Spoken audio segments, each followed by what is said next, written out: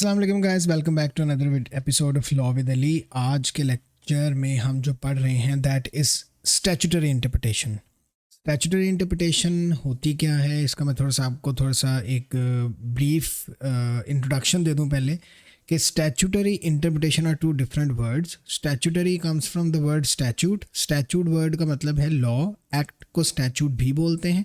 And interpretation is a simple English word जिसको interpret करना, किसी चीज़ को समझने की कोशिश करना कहते हैं।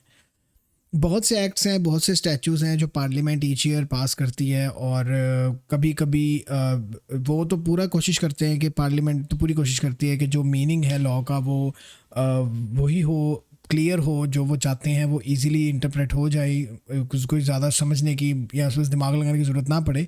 बट कभी कभी ये हमेशा ये अचीव नहीं होता। कभी कभी इस तरह की कुछ क्लॉजेज या इस तरह की कुछ चीज़ें बीच में आ जाती हैं जिनकी नहीं समझ आती बंदे को, तो उसके लिए जजेस को फिर स्टैट्यूटरी इंटरप्रिटेशन करनी पड़ती है। ठीक हो गया। अब अगर मैं आपको एक एग्जांपल दूं तो मैं थेफ्ट एक्ट 1968 की एग्जांपल दे सकता हूं, जिसमें the definition of theft is given in section 1 and then section 2 to 6। ठीक है। अब वो जो सेक्शन 1 है वो बेसिक डेफिनेशन देता है, एंड देन 2 to 6 जो है वो उसकी डिफ़ाइन करते हैं वर्ड्स को वन बाय वन। पेपर 2 में जब आप ये पढ़ेंगे तो आपको पता चलेगा कि सेक्शन 2 और 6 जो हैं, 2 से लेकर 6 तक, वो सारे डिफाइनिंग चैप्टर्स हैं। ठीक हो गया।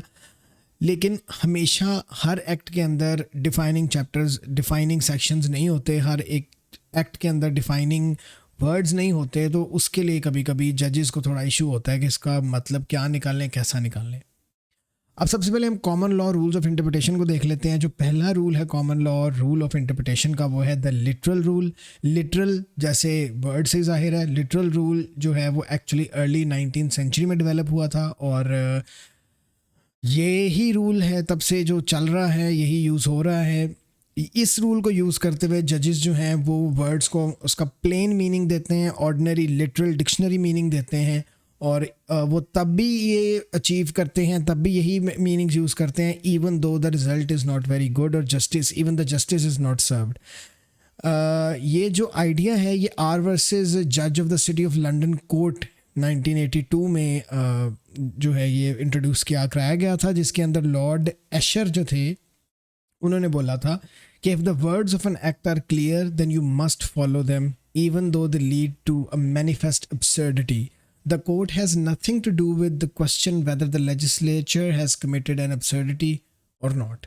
तो सिंपल सीधी सीधी बात है, उसने सीधा सीधा ये कोर्ट मैंने किया है जो उसने लिखा हुआ था, उसने ये बोला कि ये हमारा कोर्ट का काम नहीं है। इफ़ अगर कोई absurd डिसीजन आ रहा है लिटरल रूल अप्लाई करके, तो इसमें हमारा जजेस का क्या कसूर है? अगर वो लॉ ही absurd है तो वो होगा absurd. It is the headache of the parliament, not the headache of the courts. ये रूल फर्दर इलस्ट्रेट हुआ था वाइटली वर्सेस चैपल 1868 में, जहां एक इंसान को इम्पर्सोनेशन करना जो है वो ऑफेंस था, to like impersonate any person entitled to vote.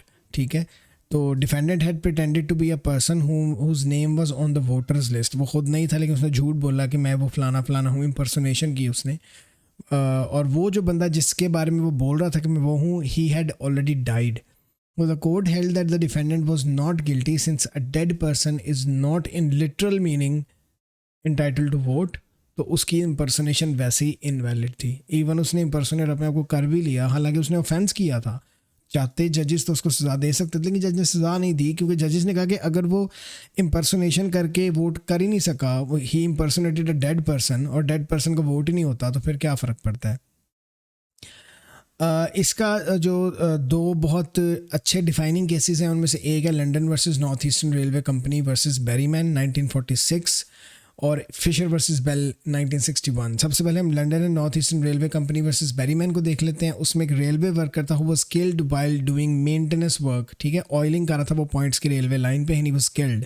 ठीक है। उसकी जो विडो थी, he she tried to claim compensation, और रेलवे कंपनी ने जो है वो फेटल एक्सीडेंट्स एक्ट के तहत कंपनसेट करना था। लेकिन फेटल एक्सीडेंट एक्ट्स के अंदर जो वर्ड्स लिखे हुए थे वो ये लिखे हुए थे कि रिलाइंग और रिपेयरिंग करते हुए अगर किसी को कुछ हुआ तो उसको वो देंगे, कंपनसेशन देंगे। तो जजेस ने लिटरल मीनिंग अप्लाई किया। उन्होंने कहा जी ना वो रिलेइंग कर रहा था, ना वो रिपेयरिंग कर रहा था, वो तो ऑयलिंग कर रहा था। तो सिंस फेटल एक्सीडेंट एक्ट इसको कवर नहीं करती, तो उस औरत को बिल्कुल कोई क्लेम नहीं मिला था, उसका क्लेम फेल हो गया था।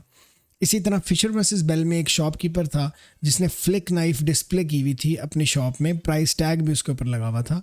अब restrictions of offensive weapons act 1959 के तहत आप ये सेल नहीं कर सकते, ऑफेंसिव वेपन्स अब सेल नहीं कर सकते। अब जब लॉर्ड जस्टिस पार्कर के पास जब ये केस आया, उन्होंने जब लिटरल रूल इस पर अप्लाई किया तो उन्होंने कहा कि ऑफ़र नहीं की थी उसने सेल करने, क्योंकि restrictions of offensive weapons act 1959 में लिखा हुआ था कि ऑफेंसिव वेपन्स को की सेल को ऑफ़र करना जुर्म है। उसने कहा कि उसने ऑफ़र नहीं की थी, उसने सिर्फ विंडो में रखी हुई थी even with a price tag, उसको ऑफ़र नहीं कहते, उसको इन्विटेशन टू ट्रीट कहते हैं। तो इससे आपने देखा कि कितने अजीब से अबसर्ड से डिसीजंस हैं जो ये सारे बन रहे हैं, और these are no way good decisions at all. ठीक हो गया। तो इस तरह के डिसीजंस जब आते थे तो ऑब्वियसली लोग भी इस तरह के डिसीजन से खुश नहीं होते। अब इसके एडवांटेजेस और डिसएडवांटेजेस देख लेते हैं। सबसे पहले एडवांटेजेस देख लेते हैं लिटरल रूल की। सबसे पहली एडवांटेज यही है कि जो पार्लियामेंट वर्ड्स यूज़ करती हैं वही वर्ड्स अप्लाई होते हैं। ठीक है, लिटरल जो इंटरप्रिटेशन है पार्लियामेंट की वो होती है, इसलिए जजेस जो हैं वो लॉ मेकिंग से या इस तरह लॉ में चेंजिंग करने से दूर रहते हैं। यूजिंग जो दूसरी इसके एडवांटेज है वो है कि using the literal rule should make the law more certain. ठीक है, जाहिर बात है जब आपको पता है कि सारे जजेस लिटरल रूल ही अप्लाई कर रहे हैं और आपको ये भी पता है कि अगर जजेस लिटरल रूल अप्लाई कर रहे हैं तो फिर जो लिखा हुआ है वही अप्लाई करेंगे, कोई इंटरप्रिटेशन नहीं हो रही, कोई चेंजिंग नहीं हो रही, तो बड़ी सिंपल सी बात है। तो ये भी एक सर्टेनिटी आ जाती है, लॉयर्स के लिए इजी हो जाता है ये असेस करना कि अगर जज ने मेरे हक में फ़ैसला दिया तो जज क्या फ़ैसला देगा, क्योंकि ऑब्वियसली दे नो कि एक्ट में यही लिखा हुआ है। डिसएडवांटेज क्या है? डिसएडवांटेज यही है कि लिटरल रूल ये अस्यूम करता है कि every act is perfectly drafted, which is not the case. मैंने आपको पहले भी इसमें आप डेंजरस डॉग्स एक्ट 1991 का एग्जांपल भी दे सकते हैं कि इस तरह के जो एक्ट्स हैं जो नी जर्क फैशन में बने होते हैं, जो जल्दबाजी में बने होते हैं, दे आर नॉट परफेक्ट, और उनकी अगर इंटरप्रिटेशन ना की जाए तो बहुत फजूल किस्म के डिसीजंस आते हैं सामने।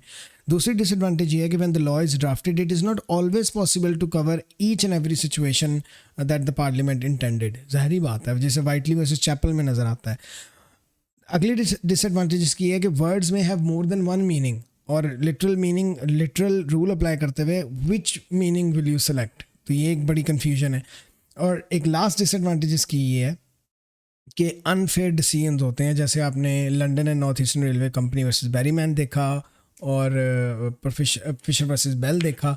प्रोफेसर माइकल जैंडर ने डिनाउंस किया है बाकायदा लिटरल रूल को, और उसने कहा है कि ये एक मैकेनिकल सा रूल है, और मतलब ये बिल्कुल यूज़ ऑफ लैंग्वेज जो है, लैंग्वेज की डेप्थ में जाना, उसको इंटरप्रेट करना, उससे बहुत दूर है ये तो एक जैसे मशीन्स बैठी हुई हैं जजेस और वो बस अप्लाई करती जा रही हैं, पार्लियामेंट जो मर्जी लिखती जा रही है।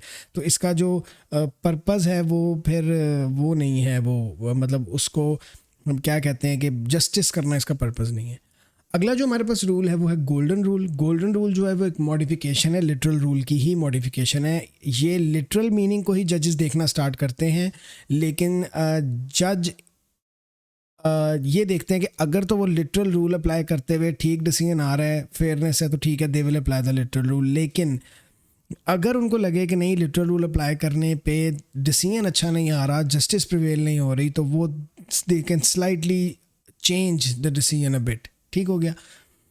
इसकी दो तरह की अप्रोचेज हैं, एक नैरो अप्रोच है, नैरो एप्लीकेशन भी कह सकते हैं, और एक वाइड एप्लीकेशन भी कह सकते हैं। नैरो एप्लीकेशन जो है वो जॉन्स वर्सेस डीपीपी में नज़र आती है हमें।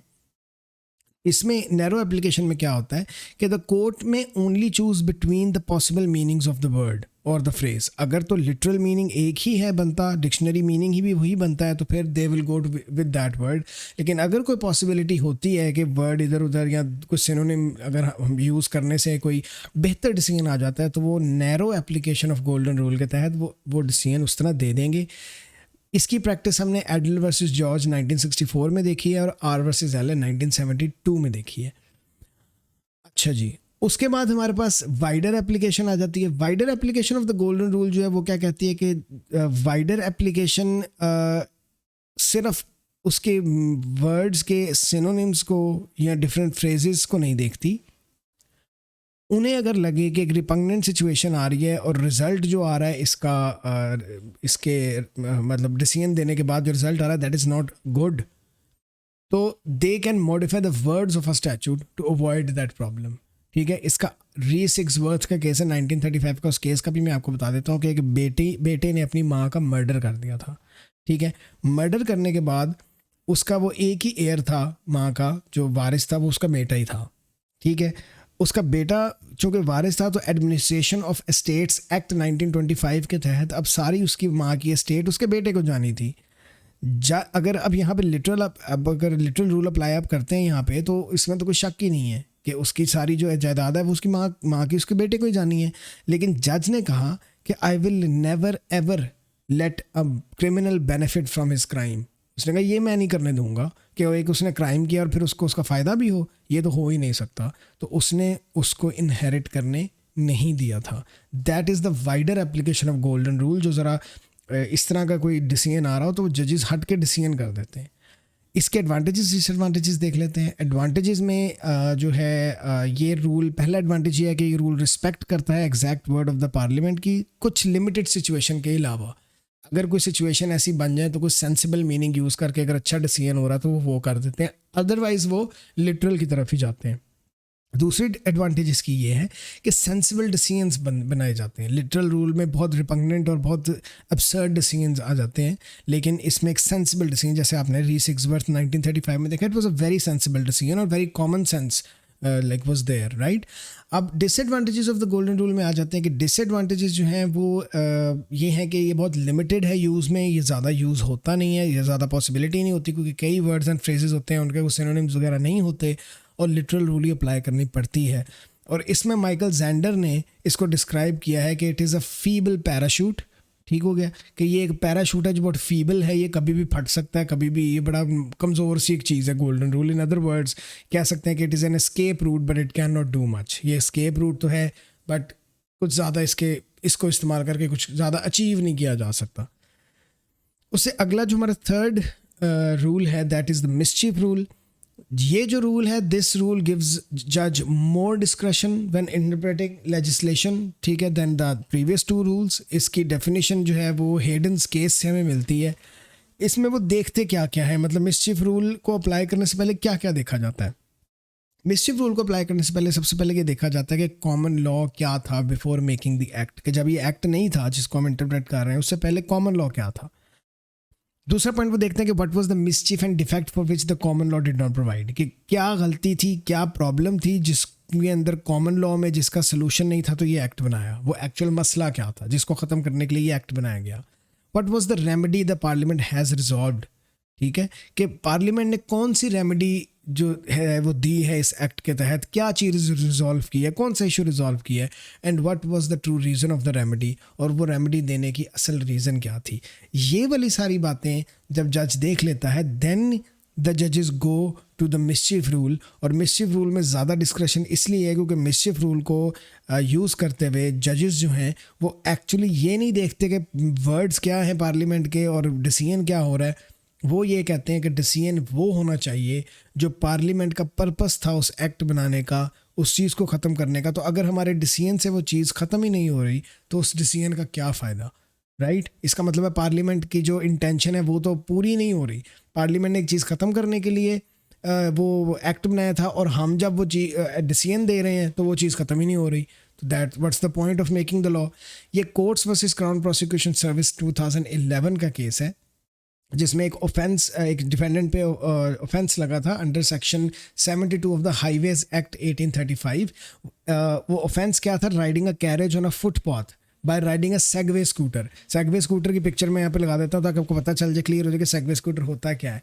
अब मसला ये था कि मीनिंग जो है ना मोटर कार का in section 185 of road traffic act 1988 उसमें लिखा हुआ है, डिफाइंड ये है कि मैकेनिकली प्रोपेल्ड व्हीकल।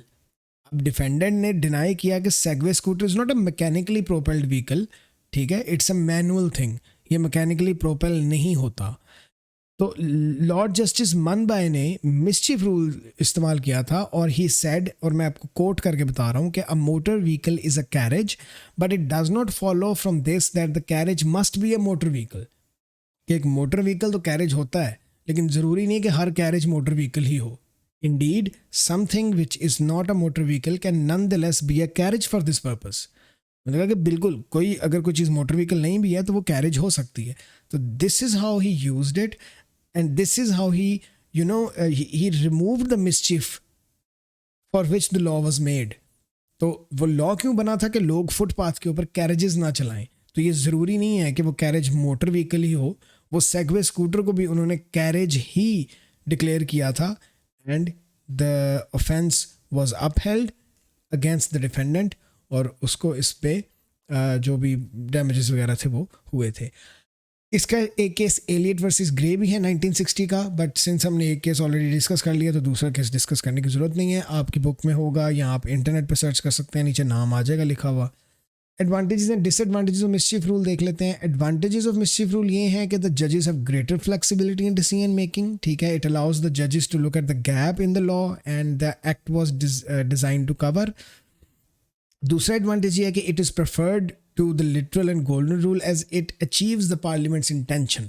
उससे पता चलता है कि पार्लियामेंट की इंटेंशन पूरी हो रही है, जिस वजह से पार्लियामेंट लॉ बनाया था वो वजह पूरी हो रही है. And the next advantage is कि it's use has been recommended by the Law Commission. Law Commission जो हमने पार्लियामेंट्री लॉ मेकिंग के चैप्टर में पढ़ा था वो भी रिकमेंड करते हैं कि जजेस इसी को यूज़ करें. डिसएडवांटेज क्या है कि there is a risk of judicial law making as जजेस are effectively rewriting the words of statutes.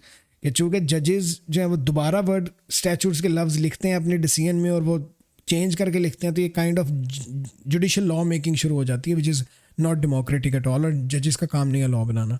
दूसरा डिसएडवांटेज है कि use of the mischief rule में lead to uncertainty in the law, making legal advice very difficult. कि अगर आप as a lawyer एक legal advice दे रहे हैं किसी को, तो आप तो यही बताएंगे ना कि भाई एक्ट में ये लिखा हुआ है, लॉ में ये लिखा हुआ है, तो जज यही करेगा. अब जज मिस्चिफ रूल यूज़ कर ले और कुछ और डिसीजन दे दे तो ये थोड़ी सी अनसर्टेनिटी हो जाती है. And the next and the last disadvantage is that it relies on the use of extrinsic aids to meet what is thought to be parliament's intention. कि इसमें judges बहुत ज़्यादा extrinsic aids के ऊपर rely करते हैं. अभी extrinsic aids क्या हैं, अभी for short मैं आपको बता देता हूँ कि ऐसी मदद जो आप एक्ट के बाहर से लेते हो, जैसे डिक्शनरी से, इंटरनेट से वगैरह वगैरह. डिटेल में आप इंट्रिंसिक और एक्सट्रिंसिक एड्स इसी चैप्टर में आगे पढ़ेंगे, तो आपको ये पॉइंट ज़्यादा क्लियर हो जाएगा. उसके बाद आती है पर्पसिव अप्रोच. आपने ये बात याद रखनी है कि पहले रूल थे literal rule, golden rule, mischief rule. अब है पर्पसिव अप्रोच. ठीक है, दिस इज़ एन अप्रोच. अब अक्सर स्टूडेंट कंफ्यूज होकर मुझसे ये भी पूछते हैं कि क्या जब जजेस डिसीजन देते हैं गोल्डन रूल या मिस्चिफ रूल के तहत चेंज करके लॉ को, तो क्या लॉ ही चेंज हो जाता है, एक्ट में एक्ट ही चेंज हो जाता है? नहीं, एक्ट चेंज नहीं होता, एक्ट विल रिमेन देयर. जज अपने डिसीजन सिर्फ अकॉर्डिंगली दे देता है. एक्ट की वर्डिंग वहीं की वहीं लिखी हुई है. जैसे फॉर एग्जांपल आप बुक में पढ़ते हैं, तो अगर आप पेपर में अपने वर्ड्स में ज़रा बेहतर करके उसको लिख देते हैं तो बुक के वर्ड्स तो नहीं ना चेंज हो जाते, वो तो वहीं की वहीं है, आपने उसको ज़रा डिफरेंट करके लिख दिया होता है. तो इसी तरह इंटरप्रिटेशन करके जब जजेस डिसीजन देते हैं तो वो एक्ट नहीं चेंज हो रहा होता, वो जजेस के डिसीजन जो है वो अप्रोप्रिएटली चेंज होके जा रहे होते हैं. अच्छा, पर्पसिव अप्रोच क्या थी? एक आर्गुमेंट था कि even if there were an act of parliament, there would still be variations in which rule judges would use.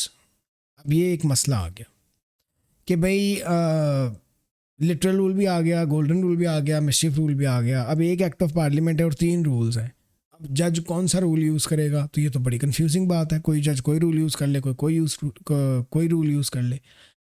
अब न्यूजीलैंड में दिस हैज़ बिन शोन के which has the law that encourages interpretation as will best ensure the attainment of object of the act. कि New Zealand में उन्होंने देखा कि वहाँ पे इंटरप्रिटेशन ऐसे की जा रही है कि वो विल ऑफ द एक्ट को देखते हैं कि पार्लियामेंट की इंटेंशन क्या थी, उसको पूरा करने की कोशिश करते हैं.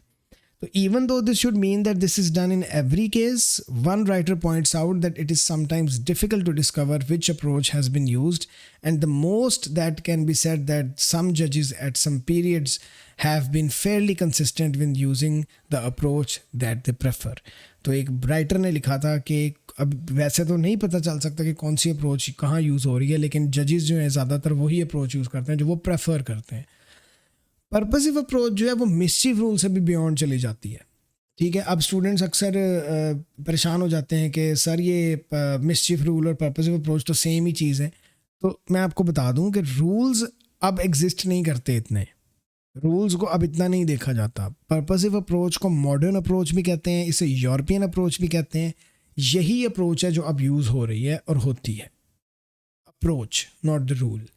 ठीक हो गया। तो मिसचिफ रूल से अगर ये मिलता जुलता भी है तो डजेंट मैटर, क्योंकि आप पर्पसिव अप्रोच यूज होगी, मिसचिफ रूल यूज ही नहीं होगा। तो पर्पसिव अप्रोच जो है it goes beyond the mischief rule in that the court is not just looking to see what the gap was in the old law.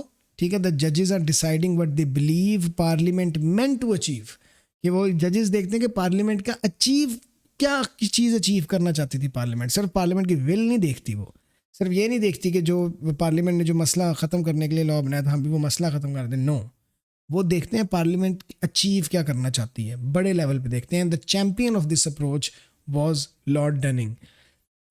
मैंने आपको पहले भी बताया था कि जितने भी पंगे हैं ना लॉ में वो लॉर्ड डनिंग ने लिए हुए हैं। आपको जहाँ को पंगा नजर आएगा ना लॉ में, आप चुप करके लिखते हैं लॉर्ड डनिंग और वो सही हो जाता है। हर उल्टा काम, हर जो है वो अजीब गरीब चीज़ वो हमारे लॉर्ड डनिंग साहब ही करते हैं। ठीक हो गया। अब his attitude towards statutory interpretation was shown when he said in the case of Mager and St. Mellons versus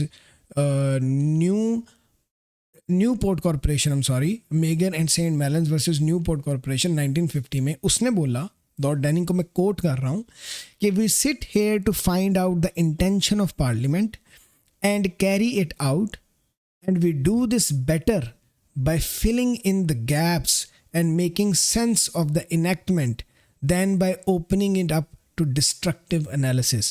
उसने बोला कि कोई फ़ायदा नहीं है इस बात का कि हम उसको डिस्ट्रक्टिव एनालिसिस की तरफ लेके जाएं, उसको डिस्ट्रक्टिव एनालिसिस उसका करें। सबसे बेस्ट चीज़ ये है कि हम फिल इन करें गैप्स को जो लॉ में और पार्लियामेंट के अंदर हैं। हम इस तरह की अप्रोच यूज़ करें जिसमें हमें गैप को फिल करें, ना कि हम उसका डिस्ट्रक्टिव एनालिसिस करें बैठ के। उसका जो एटीट्यूड है वो जजेस ने क्रिटिसाइज़ भी किया था लॉर्ड डनिंग का। ठीक है, और लॉर्ड डनिंग को के ऊपर उन्होंने इल्ज़ाम लगाया कि this is a naked usurpation of the legislative function under the thin disguise of interpretation. In simple words इसका मतलब ये है कि जजेस ने उस पर इल्ज़ाम लगाया था कि लॉर्ड डनिंग जो है ना वो जो लेजिस्लेशन है वो अपने हाथ में लेना चाहता है, इसलिए इस तरह की बातें कर रहा है कि वो चाहता है कि लॉ मैं बनाऊं, तो उसने बस इसको डिस्गाइज कर दिया, इसको इंटरप्रिटेशन का नाम दे दिया, लेकिन ये चाहता एक्चुअली ये है कि ये लॉ बनाए बैठ के। क्योंकि ज़ाहिर बात है जब आपने पर्पसिव अप्रोच यूज़ करनी है तो पार्लियामेंट ने एक्ट में कुछ भी लिखा हुआ है कुछ भी नहीं लिखा, आप तो कोई भी डिसीजन कर सकते हैं ना कि बस पार्लियामेंट की मैं पार्लियामेंट की इंटेंशन अचीव कर रहा हूँ, तो ज़रूरी नहीं है कि मैं एक्ट को या एक्ट की वर्डिंग को एज इट इज़ फॉलो करूँ। तो इसके ऊपर ये इल्ज़ाम लगा था, और इवन लॉर्ड स्कारमैन ने पूरी स्पीच दी थी इसके ऊपर, जिसको अब कोट करना कोई इतना ज़रूरी नहीं है, टाइम वेस्ट की बात है। अब इसके बाद हम अगर इसकी कोई एग्जांपल देखें तो Jones versus Tower Boot company 1997, ये सबसे सिंपल केस है, सबसे इजी केस है। आपने अगर पेपर में लिखना हो तो इसी की एग्जांपल दीजिएगा। वैसे तो R versus Registrar General ex parte Smith भी है, R Quintavalle versus Secretary of State for Health भी है इस तरह तो, लेकिन Jones versus Tower Boot company 1997 is the easiest name and the easiest case to understand as well, जिसमें एक यंग ब्लैक वर्कर को फिजिकली एंड वर्बली अब्यूज़ किया गया था उसकी वर्क प्लेस में बाय हिज फेलो वर्कर्स। अब सवाल यहाँ पर ये उठता था कि क्या वो वर्कर्स जो हैं जिन्होंने अब्यूज़ किया है उसको वो लायबल हैं इस चीज़ के, या जो एम्प्लॉयर्स हैं बॉसेस हैं वो भी लायबल हैं, वाइकेरियस लायबिलिटी है कि नहीं है। ठीक हो गया। उन्होंने कहा अब ये under section 32 of the race relations act 1976 in question था, और एम्प्लॉयर्स ने आर्ग्यू किया कि जी वाइकेरियस लायबिलिटी तब लगती है when they do something in course of their employment, कि अपनी एम्प्लॉयमेंट का काम करते हुए अगर कोई गलती करते हैं तो हम जिम्मेदार हैं।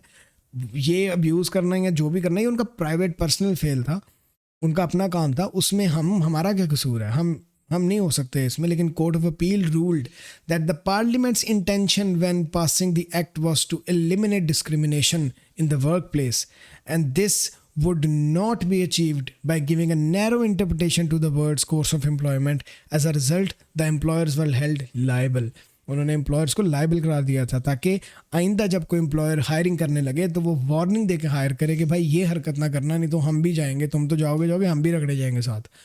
तो उसको एलिमिनेट करना, क्या देखा नहीं आपने कि पर्पस क्या है पार्लियामेंट का?